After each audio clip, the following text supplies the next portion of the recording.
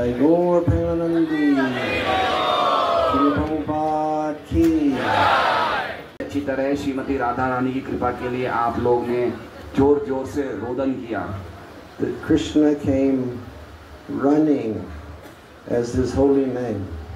भगवान कृष्णा अपने पवित्र नाम के रूप में भागते हुए आए हैं। And he filled us all with spiritual happiness. और हमें सबको आध्यात्मिक सुख प्रदान किया। It's not difficult. ये मुश्किल नहीं है। We just have to do it. लेकिन हमें प्रयास करना है। And we have to do it with attention. We have to do it with attention. हमें ध्यान से करना है। We should do it with love. और प्रेम से।